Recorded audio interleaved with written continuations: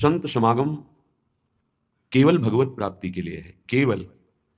यदि भगवत प्राप्ति का लक्ष्य नहीं है तो वास्तविक संत समागम में आपके दरस परस अग्नास ये जरूर होगा कि दर्शन से, संभाषण से, वायु स्पर्श से पाप नष्ट होंगे, पर पाप नष्ट होंगे और पुनः पाप करेंगे तो कोई लाभ तो होगा नहीं।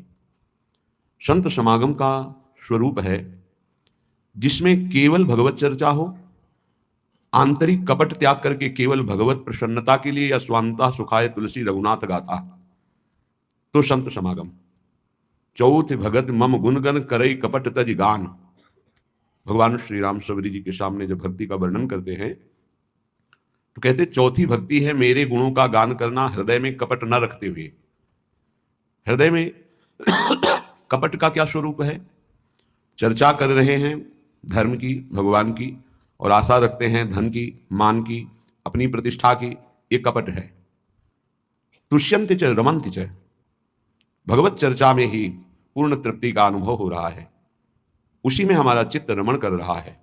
ये कथा का श्रवण और कथन का फल है। कथयन्ति च माम नित्यम तुष्यन्ति च रमन्ति च, भगवत चर्चा कर रहे ये हमारा सौभाग्य, आप सुन रहे ये आपका सौभाग्य, दोनों भगवत चर्चा करके उसी चिंतन में डूब गए, ये सत्संग का फल है।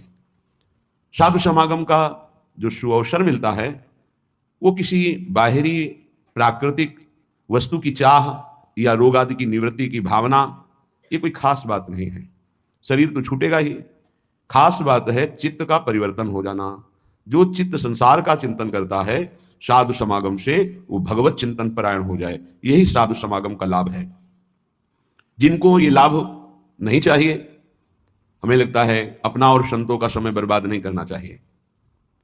आपको यदि संसार दुखमय प्रतीत नहीं हो रहा, इस दुखालय से मुमुक्षुता जागृत नहीं हुई कि मैं मुक्त होना चाहता हूं, तो फिर संतों के पास क्यों जाए?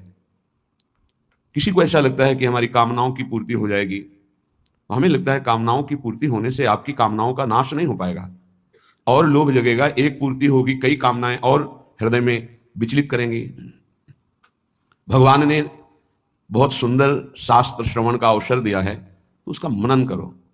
मनन करके अपनी कामनाओं के त्याग की वृत्ति धारण करो। बहुत कृपालु हरि गुरु हैं, आप जो जो इच्छा करते जाओगे वो आपको प्राप्त कराते जाएंगे, पर वो नहीं मिलेंगे जब एक शरीर में रहने वाले प्रभु के स्वरूप को आप नहीं जान पा रहे, तो अनंत ब्रह्मांडों में व्याप्त उस परमात्मा तत्व को कैसे जान पाएंगे?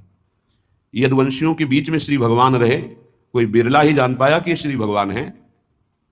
पूरे परिवार में कोई बिरला ही जान पाया कि तो परब्रह्म परमात्मा हमारे संबंधी का रूप धारण करके हमारे बीच में विराजमान है, नहीं जान पाए। अगर जान जाए तो परम पद में आरूढ़ हो जाए। नहीं जान पाए, इसका प्रमाण आखिरी में सब युद्ध करते हुए परस्पर द्वेष भाव जागृत होकर एक दूसरे को विनाश कर दिया। बुरे यदुवंशी भगवान प्रसन्न मुद्रा में सब देखते रहे, क्योंकि मोह रहित है, ममता रहित है।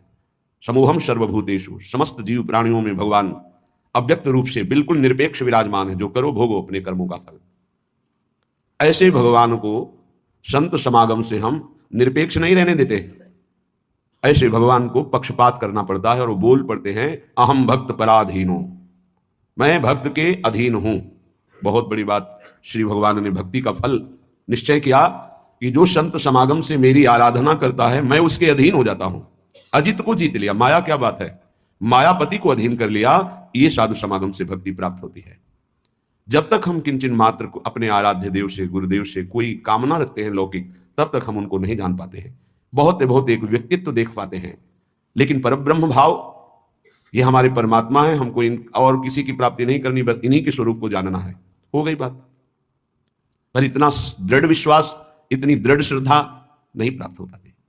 बड़ा विचित्र खेल है।